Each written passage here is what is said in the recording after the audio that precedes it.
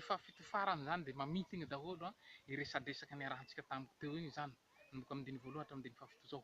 Voalohany zany mikasika ny marika tatandraza, mahiraka ny marika tatandraza. Fa iraka marika tatandraza hagnavotra antsika vahoaka malagasy, hamonjy antsika vahoaka malagasy. Tsy mpamina ny sandoka velively io araka ny fahalalan'ny maro azy. Fa tena iraka zany. Le asa ataony mety tsy takatra anao de mahatonga anao mitentely fahatany. Manakorotana ny saim-bahoaka zao tsy hainao zany le asa ataon'ny marika tatandraza ary tsy hainao ny hevitry itondrany marika tatandraza le asa ataony ty tsy hevitry maha-olombelogno, tsy fisainana maha-olombelogno fa fisainana araka ny fisainan'i Jehova zany. Sain'i Jehova, sainy fanahy spesialy nitondrana zao asa zao fa tsy saina maha-olombelogno. De tsy takatranao zay de mikorontana ny cerveau-nao de hoy ianao hoe mpanakorotana saim-bahoaka marika tatandraza.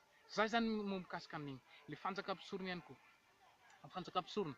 Momba ty fanjakam-pisorona ty, zavatra efa voapetrapetraka ara-baiboly mihitsy le fanjakam-pisorona, ara-baiboly tsara ary teny fikasana ho antsika Madagasikara io fanjakam-pisorona io zany. Momba ny Madagasikara indray de efa tany voafidin'Andriamanitra hatrinely Madagasikara hametrahana ny fanjakan'Andriamanitra, hametrahana ny fanjakany ary efa natany fitsaharana hatrin'ela ty Madagasikara antsika ty. Antsika aloha tegna sambatra hametrahana zany fanjakam-pisorona zany satria fanjakam-pisorona io mitondra fiadanana, mitondra fahasambarana, mitondra fahafahana. Afaka zay olo miaina amin'ny fanjakam-pisorona, voavonjy ny olo ao anatin'ny fanjakam-pisorona, sambatra ny olo ao anatin'ny fanjakam-pisorona, tsy mijaly saina, tsy mijaly ara-panahy, tsy mijaly ara-nofo, sambatra, mihinana voky matory, mihinana voky de matory. Zany fiainana fanjakam-pisorona. Tsisy adiady, tsisy korontana, tsisy fiasan-doha, milamina fiainana, milamina, sambatra tanteraka. Hagnentagna antsika iaby andaodika hanao fanjakam-pisorona, andaodika hitodika fanjakam-pisorona, io ihany vahaolana ho antsika rehetrarehetra. De zay zany no hafatra ho antsika rehetra de isaorana antsika hanaraka zany fandaharana zany mankao tamin'ny voalohany ka hatramin'ny farany.